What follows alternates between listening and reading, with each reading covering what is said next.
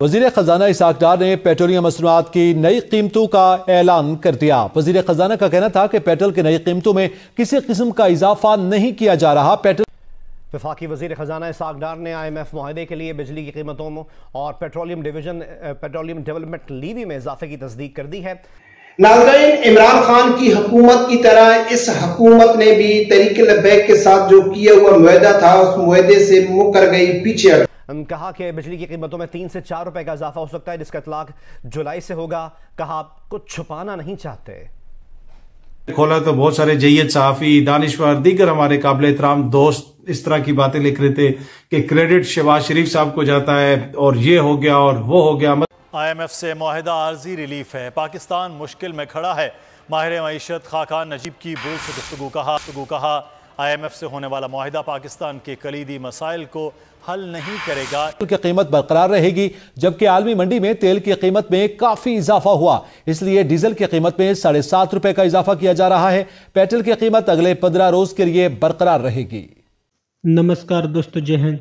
दोस्तों, पाकिस्तान और IMF की डील तो हो चुकी है, लेकिन अब पाकिस्तानियों को इसका कितना नुकसान उठाना पड़ेगा वो आने वाले दिनों में पता चलेगा, क्योंकि पाकिस्तानी सरकार अभी से IMF की शर्तों पर इम्प्लीमेंटेशन करना शुरू कर दिया है। क्या है पाकिस्तानी मीडिया का रिएक्शन, वीडियो को स्टार्ट करते हैं। लेकिन उससे पहले यदि आपने हमारे चैनल को सब्सक्राइब नहीं किया तो सब्सक्राइब करें, वीडियो पसंद आए तो लाइक करें, कमेंट करें और शेयर करें। जय हिंद, वंदे मातरम।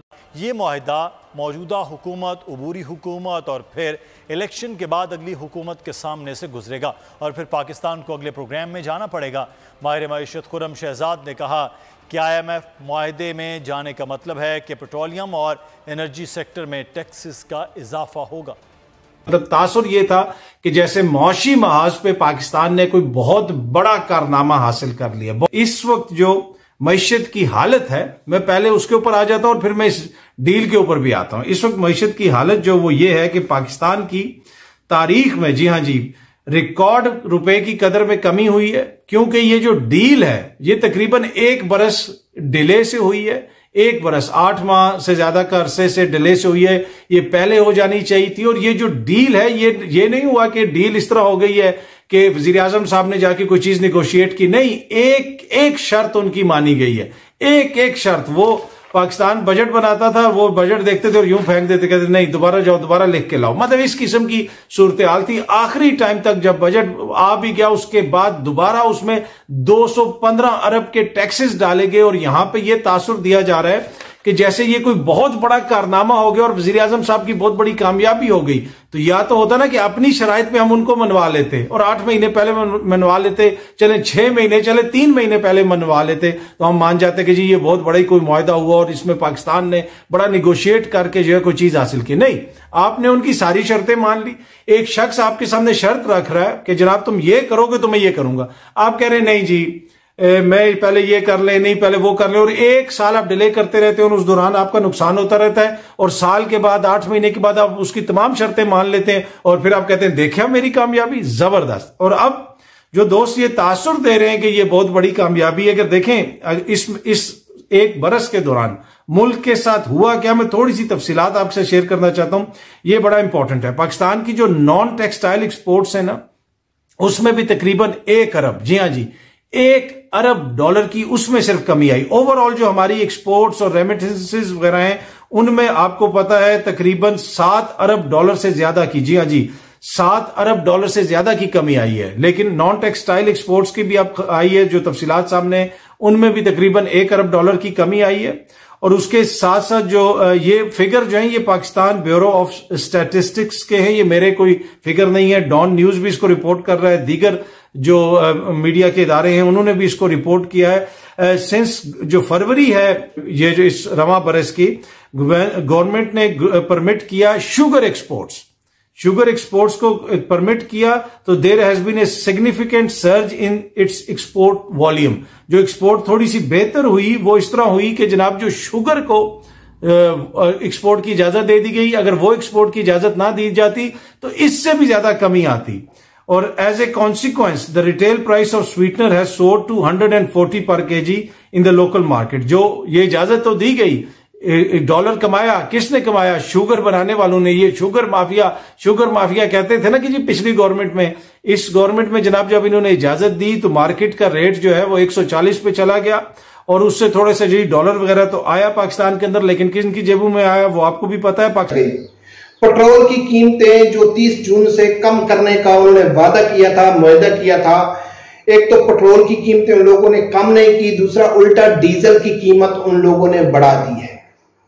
नाज़रीन, सबसे पहले जो मुआहदा हुआ था उस मुआहदे में जो 11 नंबर शिक थी जो पेट्रोल के हवाले से थी, उसमें लफ्ज बेलफ्ज मुआहदे में क्या तय पाया था वो आप लोगों के सामने सबसे पहले रखूंगा कि हो सकता है कि तहरीक लबैक ने कोई ऐसे वीक पॉइंट छोड़ दिए हों कि आज हुकूमत के पास जवाब दो कि हमने तो मुआहदे की कोई खिलाफ वर्जी नहीं की है, हमारे साथ मुआहदा वो दिखा दें कि ये मुआहदा हुआ था तहरीक लबैक के साथ। तो ये भी कारकुनों के सामने आना चाहिए क्या इसमें तहरीक लबैक की गलती है, कोई पॉइंट छोड़ा था या नहीं छोड़ा था। उसके बाद साद रिजवी साहब क्या ऐलान कर सकते हैं या उसको क्या करना चाहिए।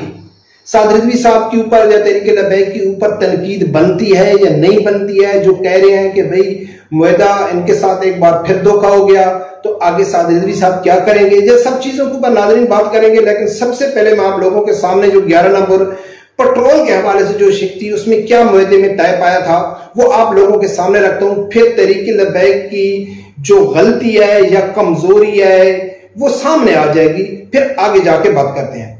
नाज़रीन, 11 नंबर में लिखा हुआ था कि पेट्रोलियम मसनूआत की कीमतों में कमी लाने और अवाम को रिलीफ फराहम करने के TLP के मुतालबे के तनाजर में ये तय पाया कि आइंदा पेट्रोलियम की कीमतों के तयन में दर्ज झैल अवामिल कीमतों में बैनुल अक़वामी सतह पर रूस से सस्ते तेल की दरामद, रुपए की कदर में बेहतरी का 100% फायदा अवाम को मुंतकिल किया जाएगा।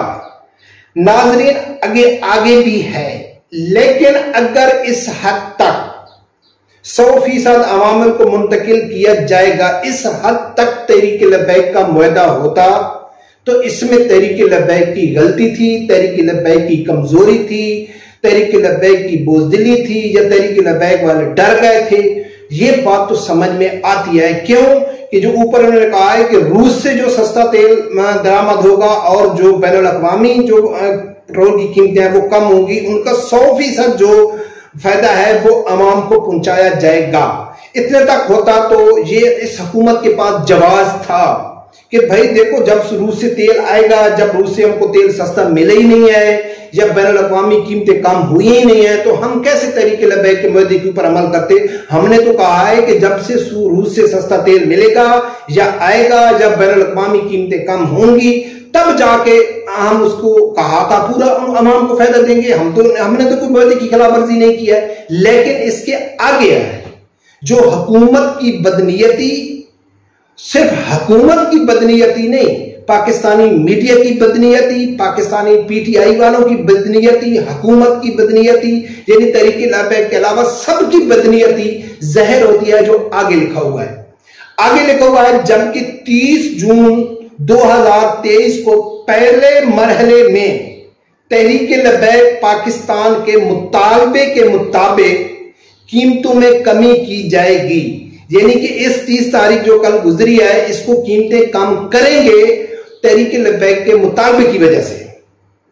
नीज 15 जुलाई यानी कि आगे जो 15 जुलाई आएगा, 15 जुलाई 2023 को दूसरे मरहले में भी कम की जाएगी। जो 2 यानी 30 जून को और आगे 15 जुलाई को जो कीमतें कम होंगी वो तहरीक लबैक के मुतालबे के मुताबिक कम होंगी। ये हुकूमत का मुआहदा था जिसके ऊपर राना सनाउल्लाह के, सरदार आजाद सादिक के, सबके साइन है। यानी कि उन लोगों ने मुआहदा किया कि भाई हम कीमतें कम करेंगे। अब नाज़रीन देखते हैं कि जो तहरीक लबैक के ऊपर तनकीद हो रही है। सबसे पहली बात नाज़रीन ये है कि जब तहरीक लबैक पाकिस्तान बचाओ मार्च लेके आ रही थी, जब मुज़ाकरात की बातें हो रही थी, तो अगर उस टाइम तहरीक लबैक मुज़ाकरात में न जाती, जिद कर जाते कि भाई हम बैठे हैं, कीमतें कम करो, ये कम करो, ये कम करो, तो पाकिस्तान का बेगैरत मीडिया, पाकिस्तान के टोटल हराम के जितने भी सहाफी हैं,